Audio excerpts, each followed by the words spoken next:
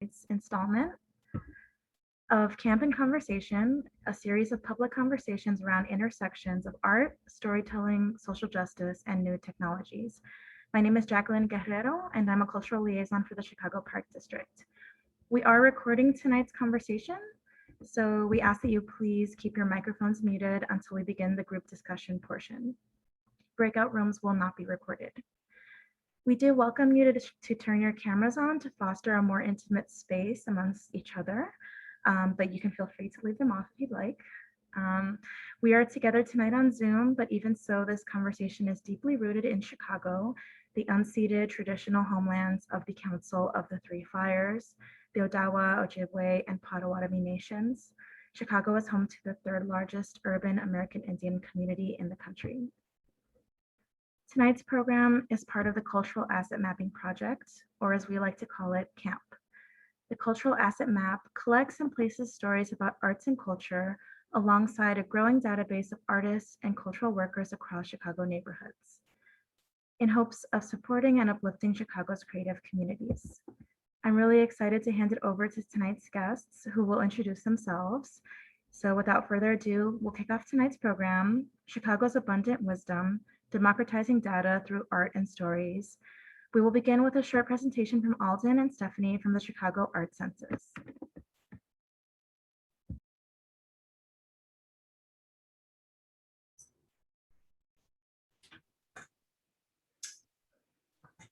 All right, thank you everyone. I just want to say thank you to Latham and Jackie for inviting myself and Alden to this presentation, as well as to Erica for moderating, and to Meida and Yolanda for being our co-panelists. My name is Stephanie Koch, and I am one of the lead organizers of the Chicago Arts Census alongside Alden Burke. It is a partnership between Anna's projects as well as Acre. And the lead organizers are comprised of myself, Alden, as well as Kate Bowen and Adia Sykes. And it's fabulously organized by Tiffany Johnson. So the Chicago Arts Census is in development, and it will be publicly launched shortly in a couple of weeks, and then it'll be available for public participation in the fall. But overall, the Chicago Arts Census seeks to map, visualize, and illuminate the working conditions as well as the living of Chicago's art workers. And we spent a lot of time, you can also go to the next slide, really defining what arts means. So here's the crew that works on the Art Census for about the past year, doing research as well as gathering committees so that it is art workers that are providing their wisdom to how not only the Art Census, the survey is done, but also how is it disseminated, what are the questions asked, and how are they asked. And then the other thing that I will add is the Chicago Art Census is meant to comprise all of the arts. So we come from a visual arts background, but it also seeks to speak with music as well as literary arts, performing arts, as well as not just focusing on artists, but thinking about art workers. So people who, as we define, bring an artwork into public consciousness. So that could mean an art administrator, it could be someone who's on the janitorial staff. We really wanted to get a lay of the land in terms of who is providing labor to make artwork available to Chicago's culture and community. Thanks, Stephanie. And just sort of mirroring Stephanie's sort of thanks and gratitude, we're really excited to be in conversation with Meida and Yolanda and Erica, and then everyone else on this call, and a special thanks to CAMP. Yeah, sort of building off what Stephanie's introducing, the Census Project, I think one of the things that's really exciting for us, and one of the things we've really focused on this last year and a half of sort of research and immersion in this space is these questions around labor and livelihood for art workers and the precarity of that and resources, and sort of like, how do we be counted for in a different way, and how to create spaces of abundance for ourselves when we see and know and feel that can be possible. Really situating this project in the amazing sort of initiatives and projects in Chicago that have a deep sort of rooted history. And so really excited to be in conversation with you all today. I think a little bit more too about, how we came to this work. I think the Chicago Arts Census is really an extension of what we do at Anna's, and I think what Acre does as well, which is trying to integrate and explore like how people are working together, right? How are we sharing resources? How are we building sustainable art spaces, sustainable meaning that we can work and live and not have to worry about 3 different jobs, or whether we're going to have healthcare, or whether we're going to be able to pay our rent, or how we're going to move. And yeah, creating spaces where makers and thinkers and writers and yeah, curators and administrators are really coming together to think about that sort of collaborative practice. And I think this project it's a very different and specific sort of iteration of that same work, right? About figuring out how we work together in meaningful, caring ways as art workers, and how we build spaces for that. I think this project is also an effect of the pandemic. As Stephanie said, we've been sort of in this research phase for about a year, a little bit over that, and it started as these sort of Sunday conversations that myself and Stephanie and Kate and Adia and eventually Tiffany were having about we're feeling this unsecurity, right? Everyone around us is terrified. We've lost our jobs, we've lost a sense of security, and how might we, this question of like, what do art workers need? It wasn't quite that question in the beginning, but evolved to that, right? To create these more sustainable spaces for us to live and work in. And I think we'll sort of get into more details about the project overall, but I think some of the ways that we're thinking about this question of data and democratizing data is really at the center of this work is building the questions that we're creating the census around by and with the art workers of Chicago. So creating different committees for the census so that we're hearing from all different people's experiences of living and working in the arts in Chicago. And I think, again, connecting this project to other, recognizing it doesn't at all exist in a vacuum, and connecting it to the other initiatives and work like camp that are happening in Chicago, and how do we sort of come together and yeah, be counted in a way that we want to, where we feel we have agency and can sort of amplify our needs and wants for a sort of more sustainable future. So I think with that, we'll pass it on.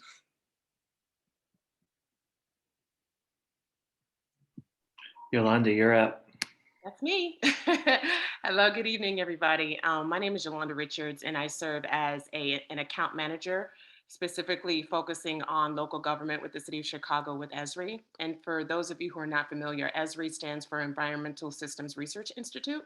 And so just kind of a brief overview of who we are and what we do. We are essentially a geospatial platform that believes in the power of location and how we're able to make real impact and make a difference in the world. And so some of you may be familiar with our technology. If you think about Google or any kind of map making that's online, that's essentially what we are. I do want to add an additional component to that. A lot of people see us as map makers, which is true, but I would also argue that we are activists, we are storytellers, we are demographers, we are historians, we are geographers. There's just so many different ways in which you're able to look at our technology and find ways of really addressing a critical issue that's happening in your community, in your neighborhood, in your city, in the world, and how location is really important. And so I really want to emphasize that, because not only are we focused on map making, but we are data analytics, we are storytellers. We really want to ensure that people understand that GIS can be for anybody. If you're not familiar with GIS, that stands for Geographic Information Systems. There's a lot of acronyms at our organization. And so essentially what we do is use locational intelligence to tell critical stories, to inform the public, to inform organizations, and to address critical issues so we can try to solve or address things that we deeply care about. And so briefly, what I wanted to do is just kind of share a couple of projects that we're doing with the City of Chicago. Again, I'm fortunate to work very closely with City of Chicago departments, as well as sister agencies like the Chicago Park District. So I want to give a special shout out and kudos to Latham, to Jackie, to Meida, and so many other folks at the Park District.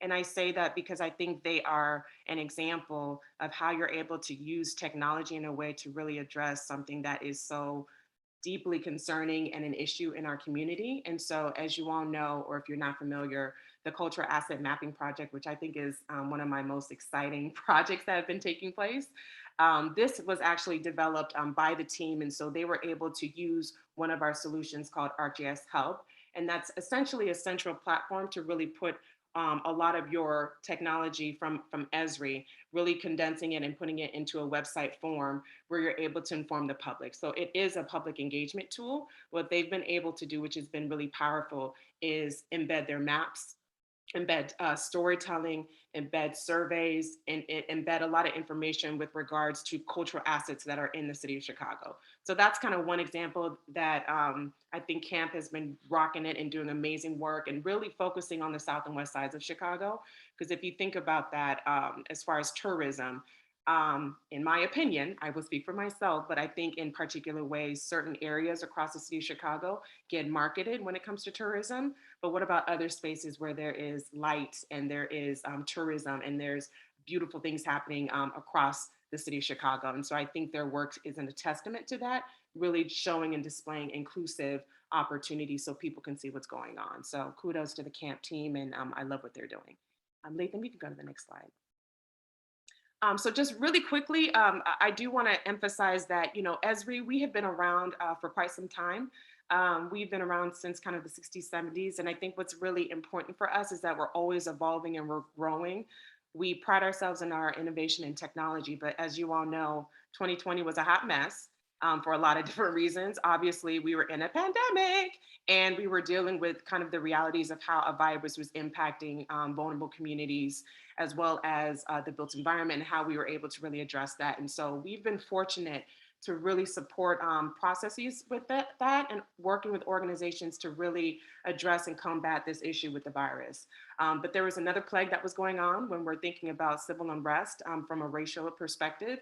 And I think, you know, ESRI, as well as many other companies across the globe, started to realize, okay, we've been missing the mark and we have been failing in certain areas as it pertains to racial equity. And it's something that I think a lot of us are growing from. We still have a lot of work to do. But I think what has been powerful is to see the number of individuals at our organization trying to be intentional to create not only solutions, but actually be truth tellers. I'm going to talk a lot about that today because I think one of the biggest challenges that a lot of organizations that we work with, including ourselves, are dealing with is being truthful and being honest about what's happening when it comes to racial equity. I think George Floyd was a huge testament to how we have to be better truth tellers. And George Floyd was not the first situation that was happening in our communities. And so I say that because ESRI developed a racial equity focus, and that's led by Clinton Johnson, who is a solution architect at our organization. And he's also leading this effort and working with so many individuals, companies, organizations to build solutions, but also to listen to people as we're addressing issues of racial equity. So I just wanted to highlight that. I am long-winded, so we can, I think the next slide, okay, beautiful. This is just one example of how we're trying to be intentional of how people can use our technology.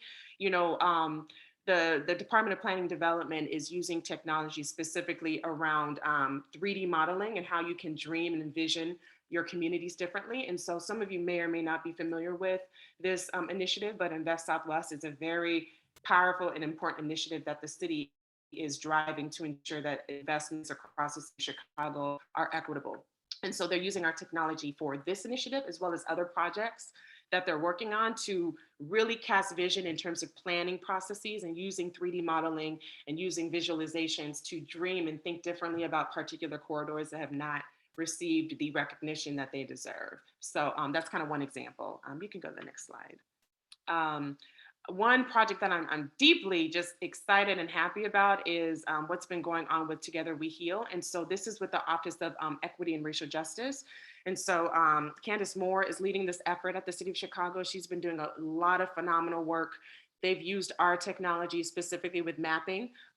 Their Together We Heal initiative is really talking about truth telling and really addressing the fact that there are real issues when it comes to the conversations about race, when it comes to issues about inequality, when there are real conversations about white supremacy, things that a lot of individuals don't know how to have a conversation, but those conversations are happening more frequently. And there's resources. And so what they've done is actually create a lot of different resources using our technology. One example is our story map. So they've been able to really think about ways and how they're able to tell the story. They're using surveys very similar to CAMP, really asking people, what does it mean to you when you think about racial healing? As you can see, there is a map that's kind of envisioning what people are saying, and the results are very startling, because on the South Side, there's a very defined overview of what racial equity meant compared to the North Side, compared to the West Side. And so I think just being able to map that and have an overview of what that means is really important, because you have an idea to see what people's lived experiences are based on where you live. Hence, location is important. GIS is critical to addressing that. Next slide. I'm almost done, I promise. Oh, that's it. I'm good. I'm good. Thank you. I will hand it over to Honeypot. Okay. Hi, so I'm Meida McNeal, and thanks Yolanda and everyone. I'm glad that actually Yolanda got to mention camp. I am both arts and culture manager with the Chicago Park District, and representing tonight Honeypot Performance, a creative collective that has recently in the past couple of years become a nonprofit organization. Really thinking about actually the camp work as being fed by a lot of the ideals and values that I have kind of nurtured along with my co-collaborators through Honeypot Performance in the way that we work, right? So this idea of valuing stories as rich grounds to build out of, that everybody contributes and has knowledge and expertise. And I think the camp work is informed by those ideas as well. So I'm going to talk to you about some of Honeypot Performance's work in the world of story and data. So we work at the intersection of critical performance and public humanities. We make long form performance works that usually take about 2 years to build, and always have some kind of community designed engagement or series of engagements, usually over a 6 to 8 month period. And then we go into the studio and build with all of that, what we call data, which is, the stories and the stuff that people make and share with us.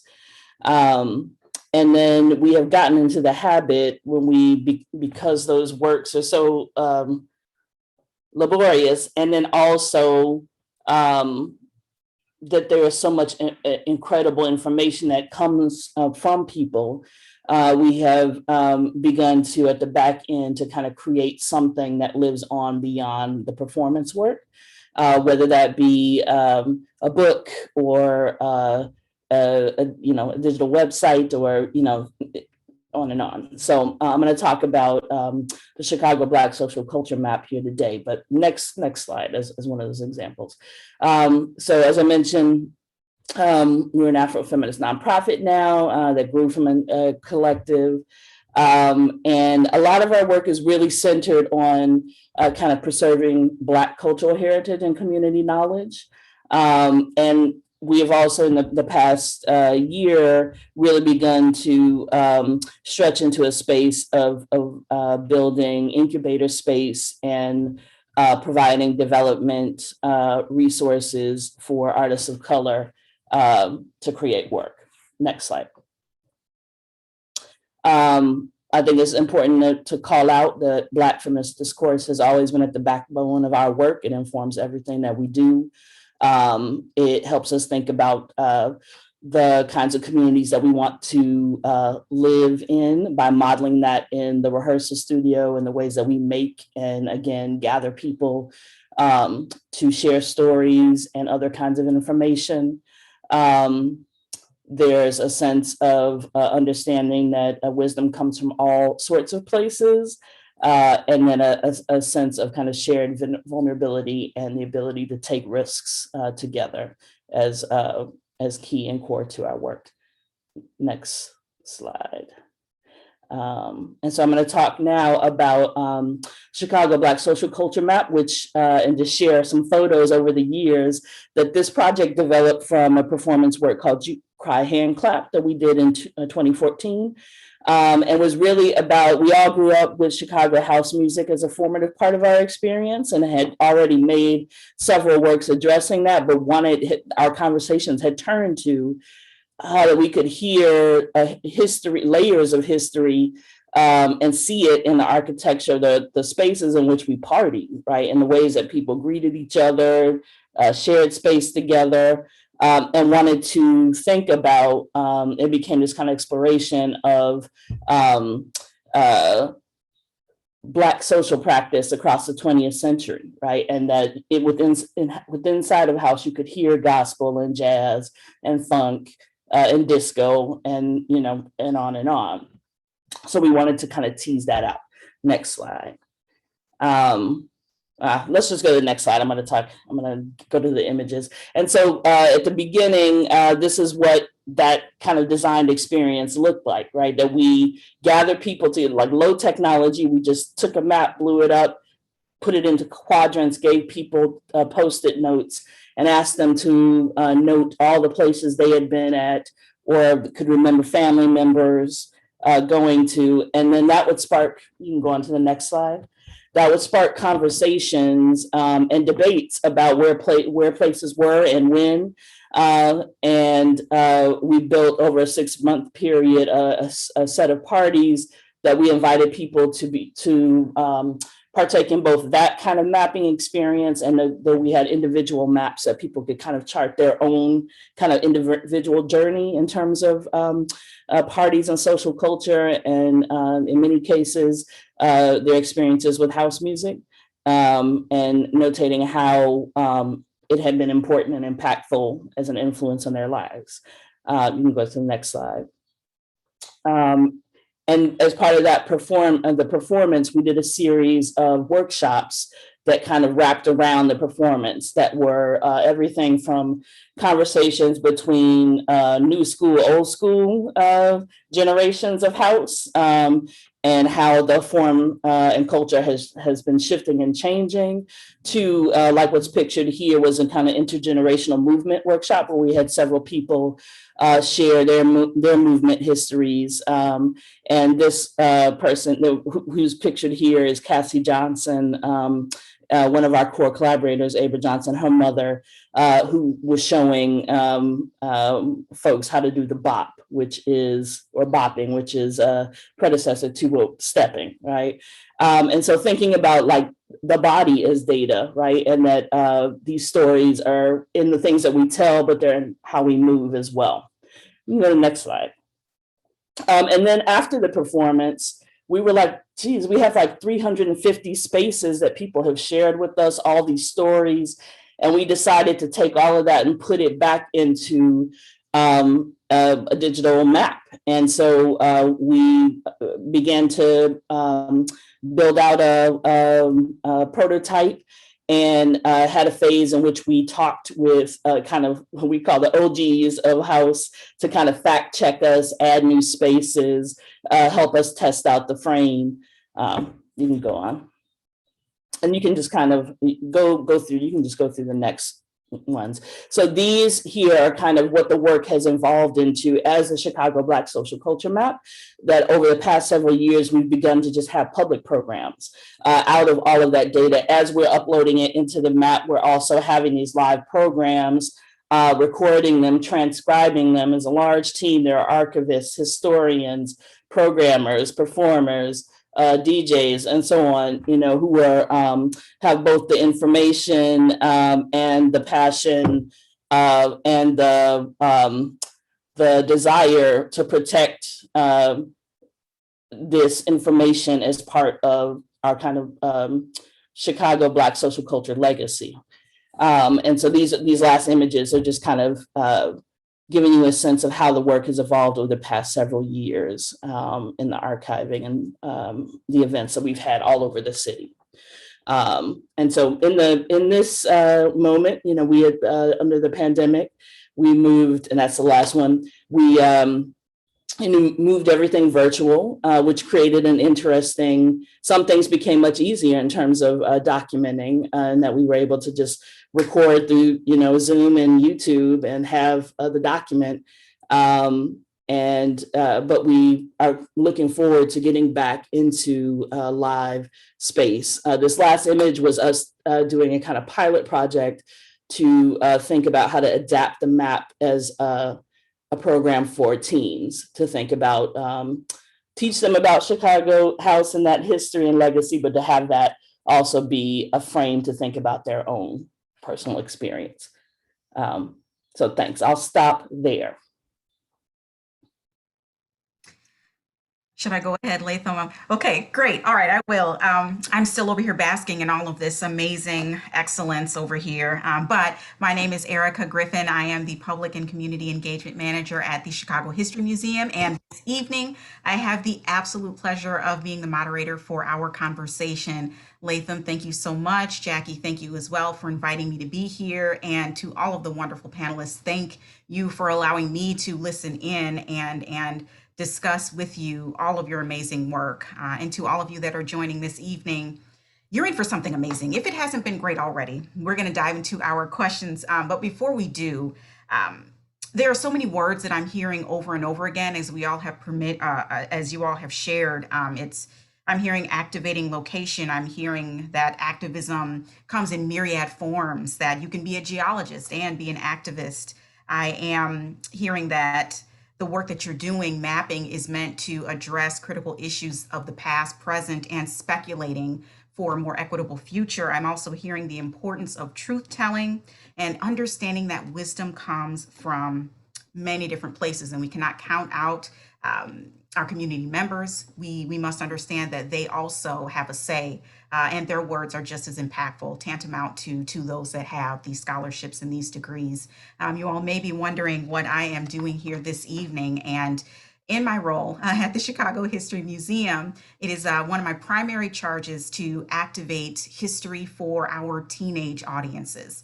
And we all know that history is probably the least favorite of all of the courses in most high schools, but through the work of people like Meida and Yolanda and Alden and Stephanie, we use the tools that they've created to help activate space, to ground our young people in what's happening in their own neighborhoods that they might not know about, and review them in light of past activist efforts, to also make safe space for them to respond, for them to create or amend public memory, thinking about all of the histories of activism and action that have come before, those that are with us now, that we can explore using the tools that we have on hand today. So thank you all for your work, whether you knew it or not. We've been all on your pages trying to, use what we could to create with our young people. And another word that I heard over and over again, which really is critical to me and critical to unpacking where we are right now as a city, state, a nation, is this idea of storytelling. I want to start because, when you all started this work, it all seems to be very much so deeply rooted in celebrating what's there, in making space to amplify activist art, to advocate for, the neighborhoods that are most often marginalized. And I am wondering if each of you would mind sharing if you have a favorite or most impactful story from your work. And I'm sure you all have many, but if you could think of one. And the follow-up to that is, where do stories factor into this work? Are they an impetus, or are they meant to be revealing? Are they the exclamation point on the project? So an impactful story, and then how they fit into the work that you do. And I will allow whomever wants to take that one to go ahead and take it on. I can also call on names. That works. And I'll start. So I think there are a lot now, which I think is a testament to how when we started, we were like, I don't know how long we can go with this. Like how rich will the base of stories be? And then the well is deep, And so I think one of the most powerful stories that like is resonating for me currently is in December, we did a panel that was the Fantastic Four, and it was like the first all female DJ collective, house collective. And those four women had not been together in like 20 years. And we were able to assemble them, via virtually, because folks are living in different parts of the country now. And it was just amazing to have them, one, come together through, the map, bring them together. And those stories being the thing that really reconnected them, right? But then also stories revealing inside of the session itself, they were they were vulnerable. They were telling us things that that they didn't even know, about each other in terms of experiencing DJ culture, house culture as young women DJs, and the challenges. So like there was this really vulnerable sharing and a kind of collective protecting of each other through revealing like some of the challenges they had that they hadn't all shared or voiced aloud. So it just brought home to me again, there's so much there to continue to uncover around house music, and that is not just music, it is a culture and a community that is connected to something that lived, that is before it. So. That was wonderful, Meida. Thank you. I absolutely love that there's that connection. And as soon as the conversation starts, so many wonderful things abound and all of these memories and, revelations, being in fellowship with each other always sparks the most lively conversation. And with that, I will pass it on to Yolanda because you're unmuted. So we're going to go ahead and allow. Yes. So yeah, I really appreciate the question. Two things came to mind, and I promise I can be brief. I think the first one that came to mind was I was fortunate to be on in a conversation with some students at Chicago State. And I think there's a lot of context to why this was an important conversation. First and foremost is some of you may or may not be familiar, Chicago State University, which is located on the south side, the far south side of Chicago. I shouldn't say far south side, but south side of Chicago. It's the most underfunded university in the state of Illinois. If you've watched kind of the history of the school, there had been several issues related to the school not having enough funding. There were questions about it being closed. They went through a lot of different iterations and transitions, and they went through a lot. And so the ironic piece to that is that they have one of the most diverse number of students from abroad going to that university. There's a lot of jewels at that university, but they've gone through a lot. And so I say that because my big thing has always been GIS can be for anyone. The way that it's been framed, unfortunately, has been exclusive. I'm just being very honest with you about that. But we are doing a lot to change the narrative. And we have some great examples, again, like the Camp Project. Great stuff that young people are doing, great things that artists are doing, great things that so many people outside the traditional models of GIS are doing to really tell stories. And so I say that because a lot of the students were kind of like, well, I'm not sure if GIS is for me. And I said, well, let's challenge that. And they just started out with their degrees. A lot of them said, I'm a historian. I'm really interested in criminal law. I'm interested in how that can have a locational component. And literally what I was doing was just telling them every person that's kind of spoken about their department and their background is GIS focused. Someone shared an interest about looking at incarceration. If you look at just Danville Prison, which I used to volunteer there in Danville, the correctional facility, a lot of those men that we would mentor and tutor, I was a mentor when I was out there, are coming from the Chicago area. Ironically, they're coming from the south and west sides of Chicago. That's a locational reality. And to add kind of more aspects of that, when you talk with some of these men, and we would have several conversations about education, I was mentoring and doing a program to provide higher educational resources to these incarcerated men. So I was a tutor.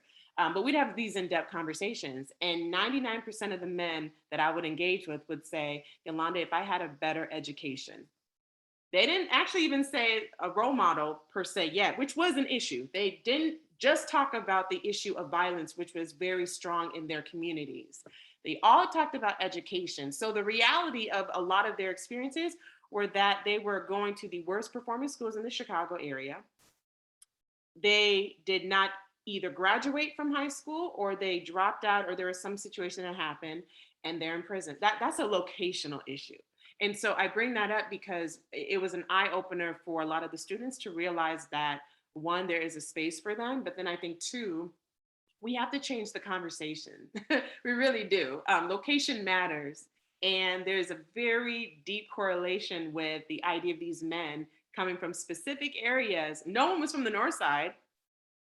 You know, a lot of men that I work with weren't from the suburbs. Again, that there's kind of reality to that. Does that mean that no one is incarcerated coming from these spaces? No, it just means a high percentage of them were coming from these spaces on the South and West Side. So that's just one example of an eye opener. I think one more and I'll be done is we had a panel discussion for GIS in Africa. And so we have a number of different organizations and people working in Nigeria, in Cameroon, in South Africa, in a lot of really powerful spaces doing GIS work.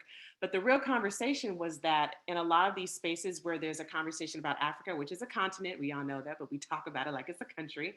A lot of the folks that we partnered with were saying, you know, what really bothers us, especially in the space of GIS, is that there are people who are not even African telling our story.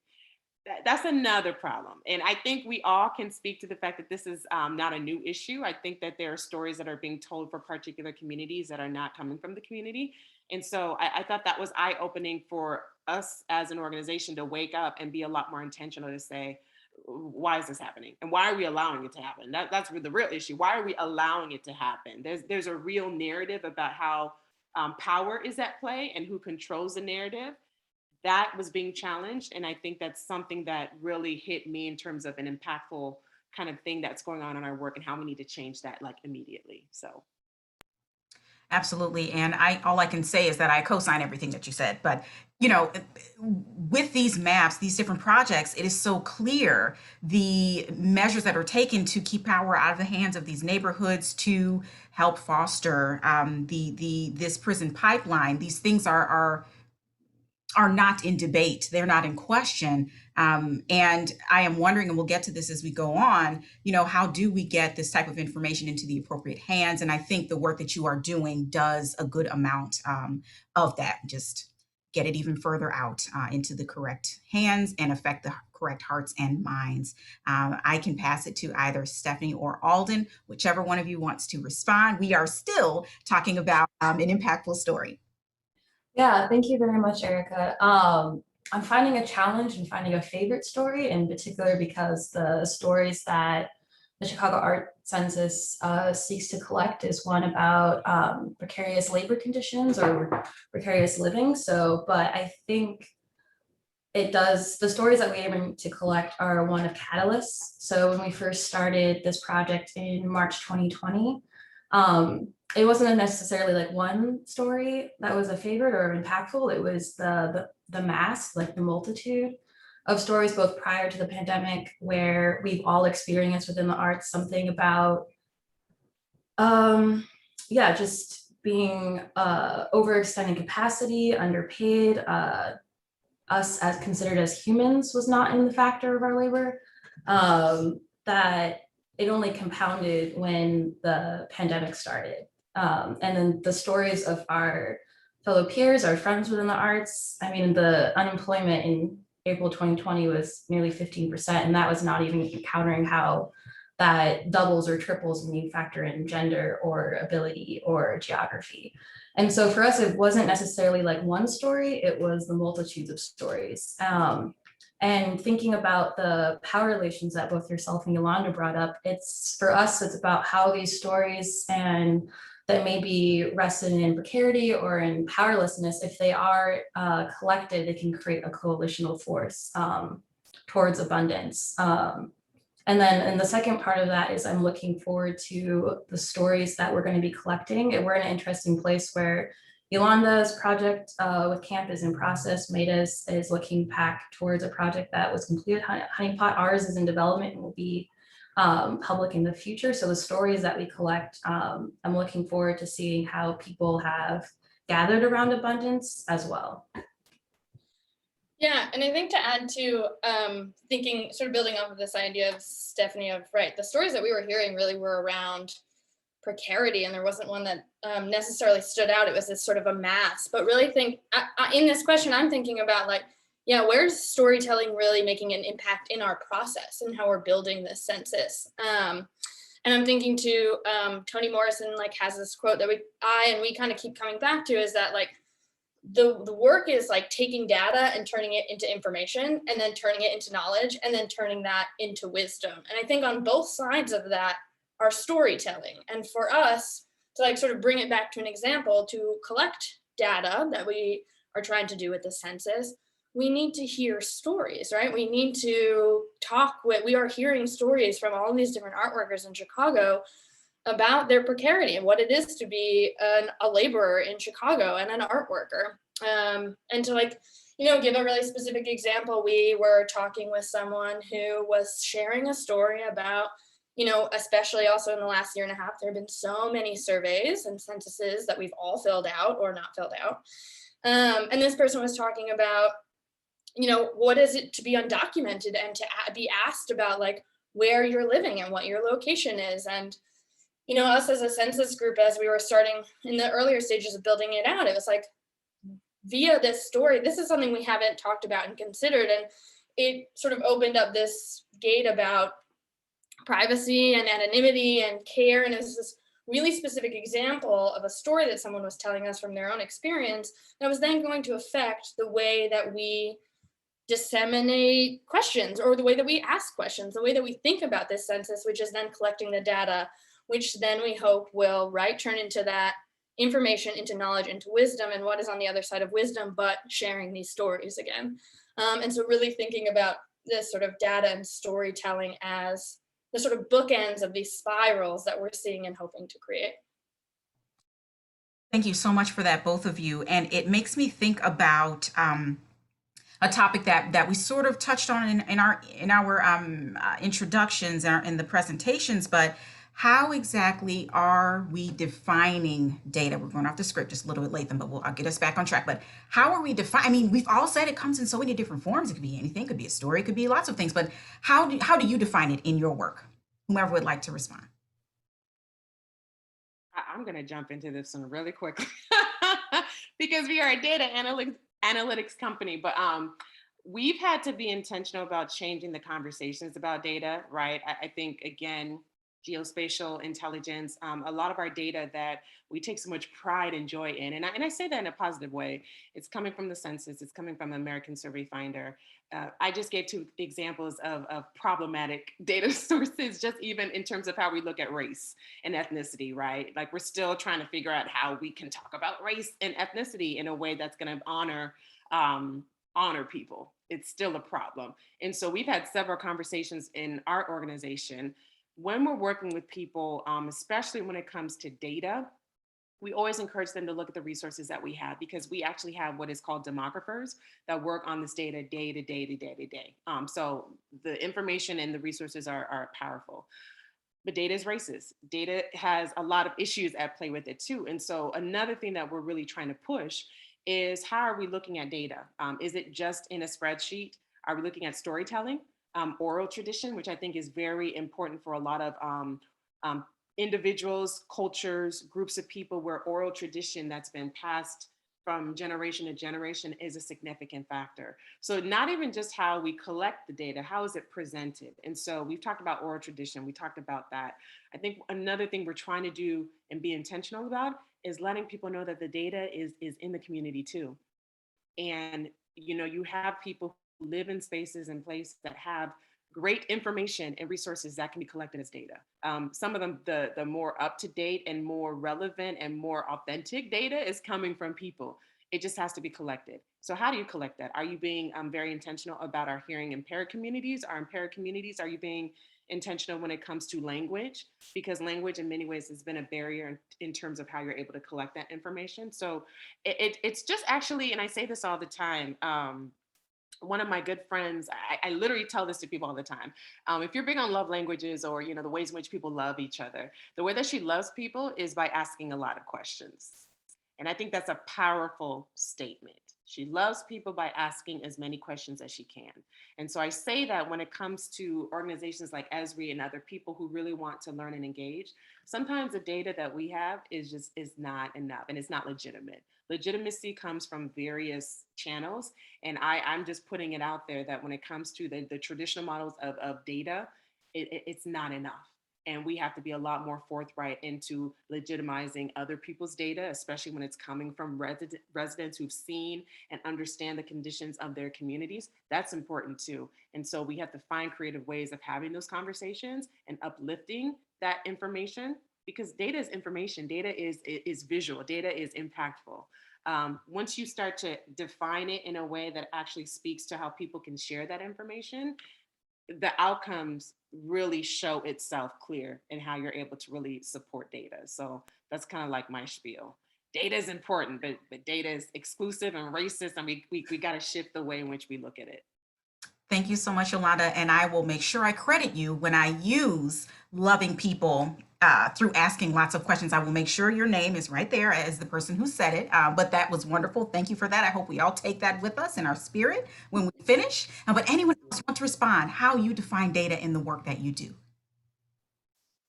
Yeah, I mean, I think it's information, and it's information that gets activated and contextualized, you know, especially when you gather lots of it and then you start to see patterns, you know, or trends or things that then begin to create stories or issues, and that you can pull out, you know. And I think that's a lot of what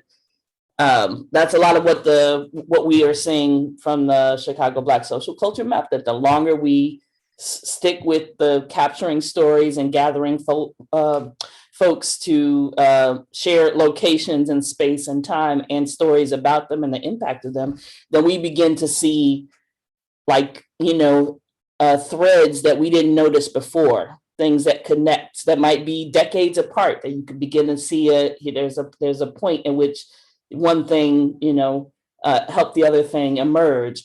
And I think that's incredibly important, especially for, you know, Black and Brown communities, where a lot of those stories get shifted to the side, right? To show that there is this nuanced complexity that has been happening all along inside of the forms that we create and use to express ourselves in community, that have actually supported a lot of our communities, you know, both individually and as larger communities. So that's how I would talk about data in the context of that project.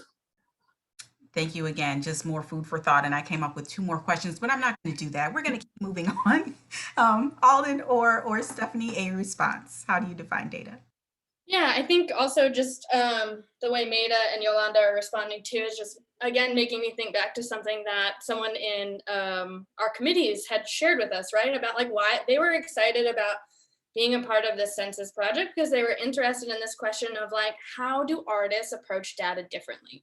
Like so many different organizations and institutions are collecting data and they're coming from a certain perspective, but like, how are a group of artists gonna do it differently? And I think what we're all talking about here is like acknowledging this tension between like, data is something that can be incredibly harmful and violent, and data can also be a tool to amplify ourselves and our lived experiences and to be counted in a way that we haven't been.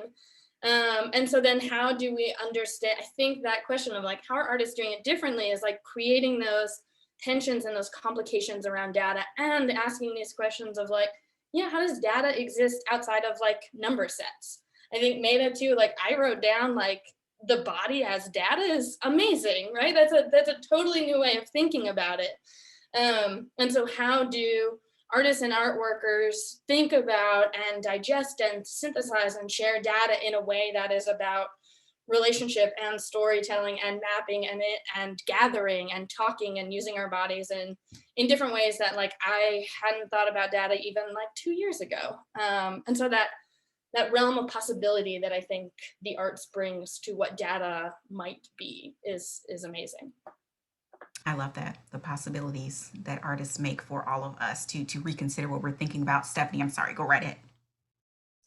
Yeah, thank you. I also wrote down the body as data. I think a lot about embodied knowledge and how we can make space for it, or how can we keep space for it that already exists. So a lot of what we think about with the Chicago Arts Census project is that the issues that make the precarity for art workers is rather refracted. And the second part of that is that the knowledge already exists. Like we all innately know that the arts community is exploitative, it has major labor issues. These are all things that we innately know. So for us, it's like the data already exists within our experiences, but for whatever reason within hegemonic knowledge production, like we have to use different kinds of tools in order to draw that out and illuminate it and put it into visualization. So for us, it's also going in line with what Meida brought into the conversation, that these experiences that we have are data. And the role of what Anna's and Acre is doing with this project, just bringing this into visualization to add a little bit more clarity to a rather opaque situation. Absolutely. Thank you, Stephanie, for reminding us, these are things that we do know, but having the data to support it in whatever form that happens to be is critical as we continue to try to shift. And speaking about the data itself and how it is collected and gathered and shared, I'm wondering if you all could speak to what role the artists themselves should have in that process, the gathering, the collecting, and then the sharing of these different stories or data.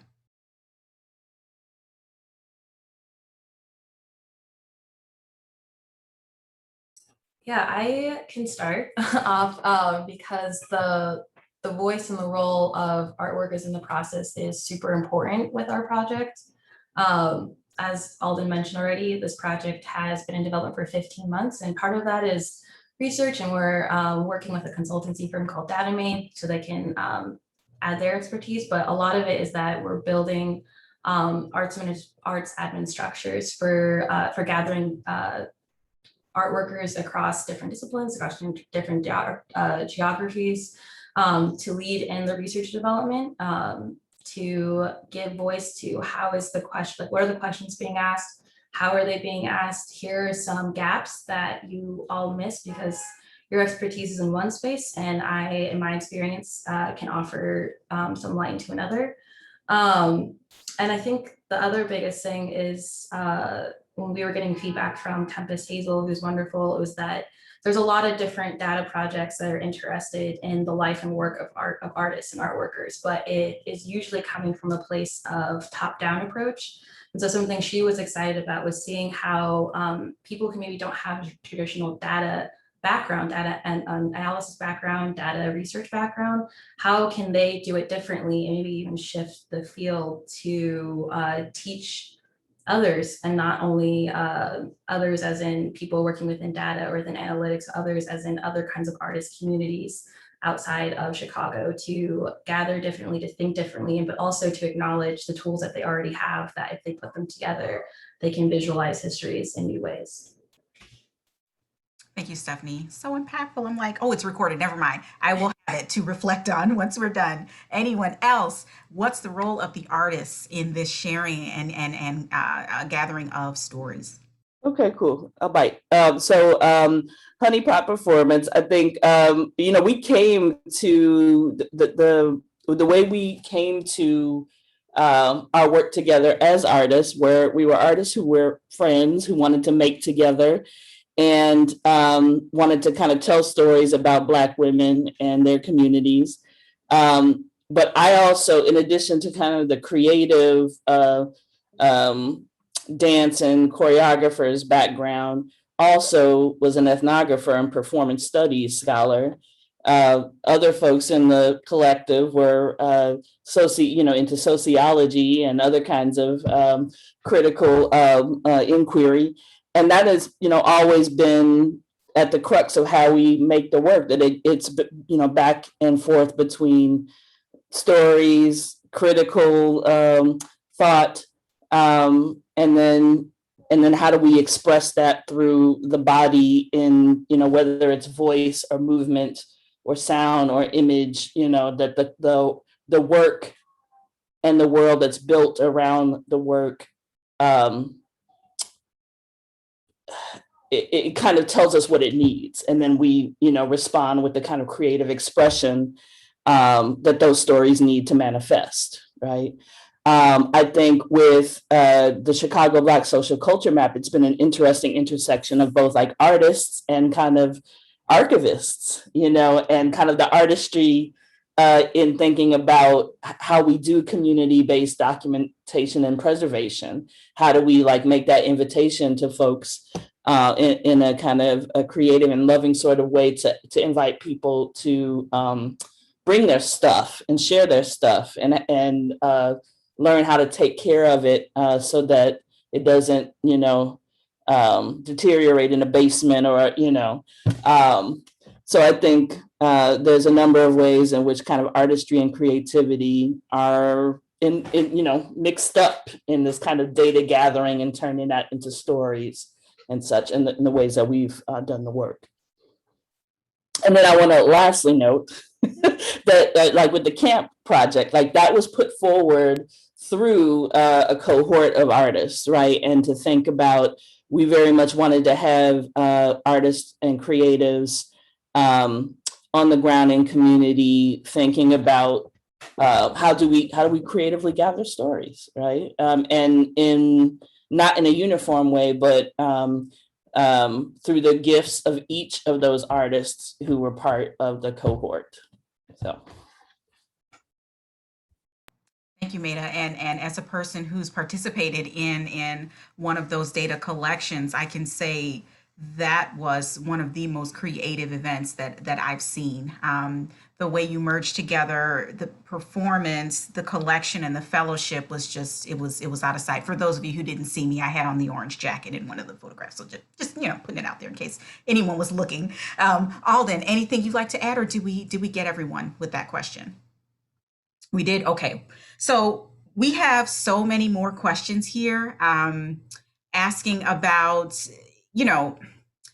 the importance of making these projects accessible and sustainable. How do we do that? How do we get these in the hands of the people that need them the most, or could also impact, the data and the stories? We have other questions speaking about why archiving, collecting these particular stories is so crucial and critical to impacting public memory. These are all, we could spend all day on these, and I'm hoping that we'll get to do that in our breakout sessions. But I wanted to end this portion with a question that I know is hard to answer, but just thinking we're speculating here, but what are the desired outcomes that you all have? Like, I understand we're collecting, we're wanting to affect change, but if you could give us some tangible examples of how you think, or what you think are outcomes that are possible for the work that you're doing, we'll close with that and then go into our breakout rooms and have more conversation about this wonderful program. Whomever wants to take that question first, please take it away. I guess I'll jump in really short and succinct. I hope it gives folks like a different or new language, right? And this sense of like hope and community. I think those are the sort of two pillars for me. I think, and speaking for myself, but the group, I think this last 15 months being steeped in this, it's given me a whole new language and perspective about like what is possible and what data is and might be in the hands of artists, which we were just talking about. But I think really what it comes down to is like helping or being a part of this like history in this river that sort of flows through Chicago, of this sort of grassroots work around creating space for the things that we want and need as art workers, and giving language and hope for that.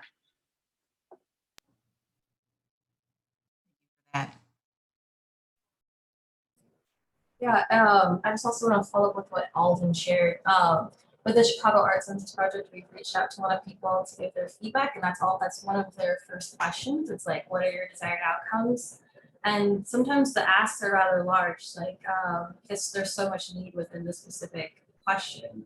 But for us, like one of the outcomes is that, like I mentioned before, there's already like fault lines of power that have created certain systems, and it's not just relegated for us to the art institution or art infrastructure. It goes out into policy, both past, present, and future. So for us, it's about it's a rather opaque situation. So one of our desired outcomes is to add just array of clarity to what is the situation on the ground, who is being affected, how are they being affected, who is affecting, and that for us is like the first step of the outcomes. And the second is that the project itself for the Chicago Arts Census, not just the data, but the methods used, is being made into a research block so that anyone else can take the tools that we created, either learn from our successes or learn from our mistakes, so they can create their own data project with what we've learned. So those are two outcomes, clarity and a toolkit. Yeah. Yeah, I'll add on to that. I think what Stephanie was mentioning in terms of kind of the toolkit idea, I think Honeypot has now been making works in this kind of way for almost 20 years, and we have decided that we wanted to like dig into that body of work and to kind of create our own kind of pedagogy, because it already exists. It's just, you know, we need to kind of shape it and give it the language, right? So I think that's one of the things that we're seeing as we transition into becoming an organization, that is part of our legacy, is these ways of Black women getting together, making together out of the gifts that we have and sharing our ways of expressing, teaching those and sharing those with each other, and empowering each other to like experiment and try different ways of kind of creating or gathering stories, that we want to, you know, kind of create our own pedagogy that we can then share with others, right?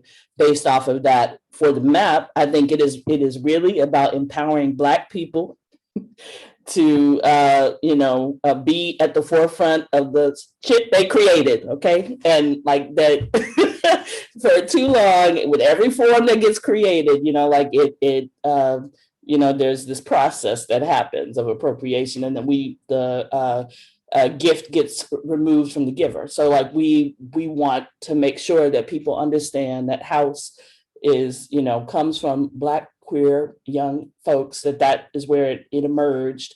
So that is clear, and that we can kind of see that trajectory of how it has changed and grown over time and evolved. Meida, you made me think about TikTok influencers. That's so real. The stuff that they created, yes. So I agree with you 100%. Really quickly, what I just wanted to say, just very connected to what everyone have shared already. I think one, I said this before, showing a lot more love to people. I think we need to love people intentionally. I think the second piece is making sure that we as ESRI can create more of an accessible process for people to be able to get access to the technology. I think the other piece is to making sure that we're intentional to spread the word about GIS where it's not in the traditional areas that we have kind of gone to. So I think about youth a lot. I think about our K-12 education, because I think seeing it and being able to touch it is so critical and important. But I also think about people who are studying in other departments that sometimes just misses the mark, and people literally don't get the opportunity to learn more about what GIS is doing to be impactful. And so we have to be a lot more intentional about who we're reaching out to, specifically in departments. Forget about the resources economically, about who can fund it. Just reach out to people and see if they have an interest, and we'll figure out the money later. So I think that's important. And I think lastly, calling ourselves out to ensure that we are not perpetuating the systems that we've done in the past. And so those are certain outcomes that I hope that we can be a lot more intentional about at ESRI. That was so wonderful. Everyone, Meida, Alden, Yolanda, Stephanie, thank you all. This was inspirational, and I have my thoughts that are on my mind. I'm looking for all of the toolkits from everyone. Just let me know when they're ready. I will make sure that I am the first one in line. And these same words coming up again, access and intention, learning together, and at the core of all of this, love for Chicago people, places, spaces, art workers, and beyond is what's on my mind as we shift to our breakout rooms now. I believe that's what yes, we are. I am honored to be here again, and I'm looking forward to seeing what all of you have to say now. So I will turn it over to Latham to get us set in our rooms. Yeah, I invited everyone, and have a great talk, and we'll see you when you get back.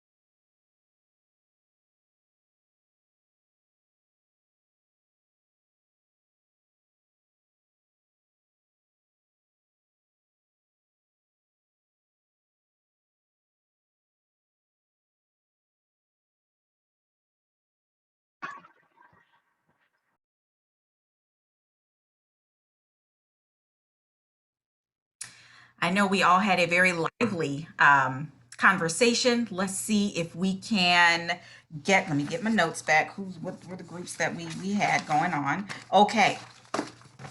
We'll start from the bottom with Miss Yolanda. Is there someone you would like to appoint from your group to share out some takeaways, key points, or responses to the question?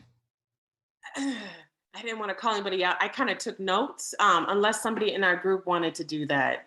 Adia or Carletta or Craig, totally open, unless you want me to do it. I'll be quick. Okay, so I really appreciate the conversation we had. I kind of want to just jump with what Adia said, which I thought was like a foundation to what we all kind of shared.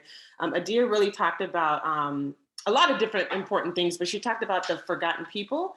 I think that was really important in terms of the way in which we try to create a narrative about things just, either not happening or people are ignorant about the process or they don't know what's going on. And so there's a lot of conversations about forgotten history or forgotten people, forgotten situations. And so Carletta was talking about her work in Chatham with the Chamber, African American Chamber, and how there's this kind of narrative about Chatham and what it used to be and how it could be. What is it now? What is it now?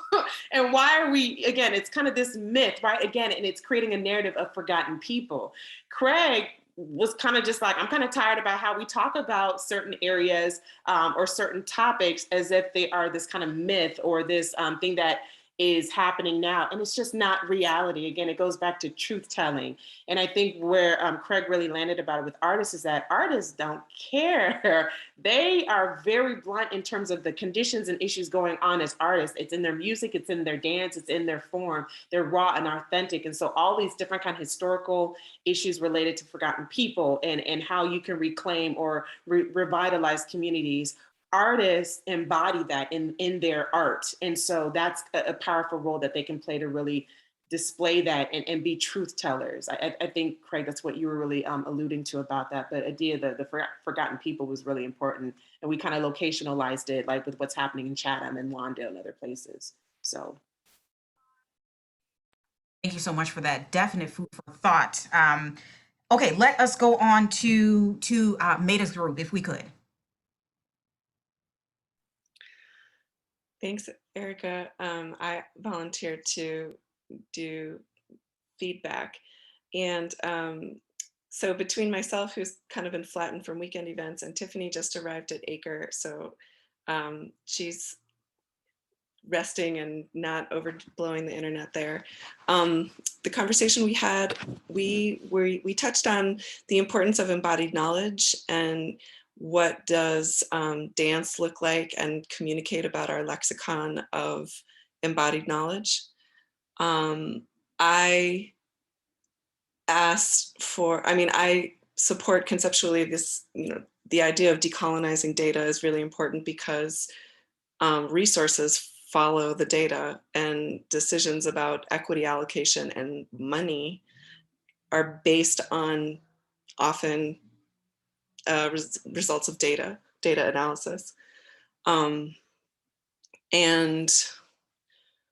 I asked about some history of camp because I felt like I needed, just coming into this conversation, I know there are a lot of faces here that are familiar and that I really appreciate, but I just didn't feel like I totally understood the background of how camp came to existence and its mandate. And so I got a little bit of that from Meida.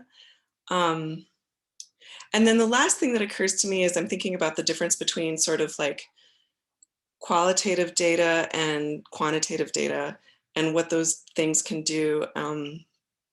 But they bring to mind like the sharing of ethnographies and the differences between like what that can do versus what quantitative data does. And I am not a data scientist, but I in the justice work that I do with Perro, which is an environmental justice organization, one of the things that I feel very conscious about as an artist, and artists can have this really sticky role, like moving into communities, taking on a narrative, and then trying to amplify something that isn't theirs. And so I'm just very aware of like giving a platform, like some of the things that I see artists doing well are giving platforms to places that are already doing important work and have their narrative, and it just needs like visibility, or it needs the data, or it needs to be counted, or it needs to like, it's like almost like a communication gap. I'm not communicating all that well today. I'm really tired, so I'm gonna leave it there, but I really appreciate being here, and thanks. Thank you for sharing. And that made perfect sense to me. I'm sure everyone feels the same way. That was wonderful. Thank you so much. I'm going to toss it to my own group and let Alden share so that I am not long-winded. If we do go over a few minutes, I hope you all are able to stick around with us. But we're going to try to wrap it up relatively quickly.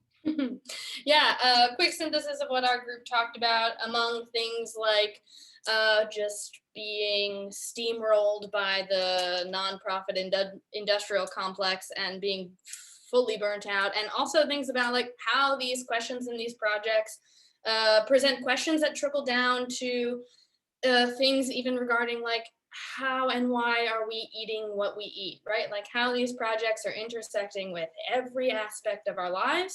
I think the thing that really is translating to me in this last point is something that Jen shared, which is like this hope that these projects at the end of the day are going to have all their different outcomes, but that at the end of the day, they sort of demonstrate and prove that we as art workers in this community in Chicago have sustained ourselves through all of this. At the end, as hard and trying and precarious and dangerous as it has been, we have done this for ourselves and together, and that these projects might demonstrate and share that. And that was just a really poignant and beautiful, I think, point to end on. So. Absolutely, I agree with you. And then Stephanie, if you could, your appointed person or yourself. Yeah, so Emily offered to synthesize for us. So Stephanie and Nikki shared about the intersections between their work, especially the challenges of designing surveys around data visualization and making sure that that's accessible and pulling out meaningful information. Sometimes the data that is desired by institutions is not one that reflects what the community knowledge of the events or the content is. So making sure that that's something that actually supports the needs of the artists, something that supports the needs of the community is challenging, and just data visualization itself is challenging. There's a definite, structure and strategies and very specific choices that have to be made to pull out meaningful relationships and to think about that in advance to make sure that you can tell the stories effectively. So both the platform and the process, all of that's a lot of work, and naming the difficulty of that. Being able to highlight the spaces in a way that, is both reflecting on the past and the present is something that Nikki pointed to the cultural asset mapping project doing, but with the Chicago Park District and with Stephanie's work also looking to the future, connecting with youth, connecting with people who this is their daily lives, and having that be a meaningful way of using these projects to make sure that it's actually having an impact.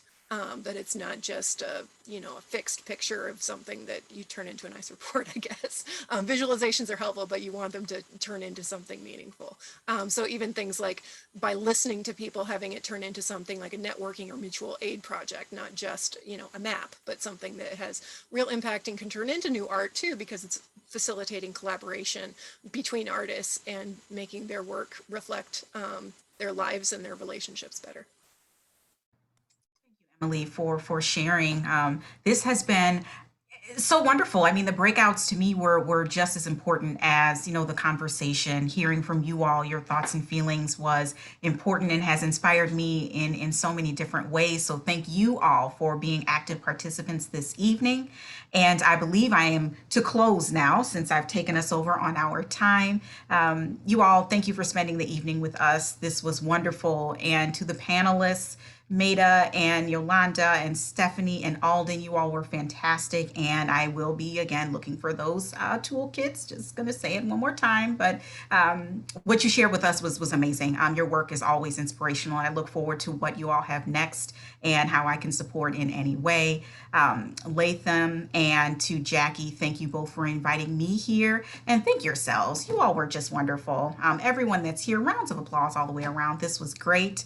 I encourage you all to stay safe, be well, and have a wonderful rest of your evening. And I'll turn it back over to Latham if he had any other closing. He does. Okay. Well, I think you kind of hit all the marks. I just want to let folks know I put a couple links in the chat. One is for the Cultural Asset Mapping Project, which I get to work on with Meida and Yolanda and, well, really pretty much everyone here. Hopefully we'll continue to work on that with all of you. And then our Instagram. So you can follow us there, and or if you want to, share something through our network, hit us up. Just immense gratitude for everyone on the panel and for everyone showing up tonight. This is such a great conversation, and we're going to keep these conversations going. So we'll have another one in a month. It's the second Monday, 5:30 to 7. That's generally what we're aiming for. And next week, we'll be talking with a group of folks around assessing equity in the arts. So, a lot of what we talked about tonight was telling the story, understanding the story, listening. And so we're going to invite some folks from DCASE, from the League of Chicago Theaters, and from Free Street Theater to talk about how do we assess, and then how do we actually act on that assessment, right? So I'm really excited to keep this conversation going and hope you'll join us. And thank you for being here. And thank you, Erica. And if you want to unmute and clap for yourselves and each other. Thank you, everyone. Night. Have a great night, you all. You do the same. Everyone. Everyone, thank you. Bye.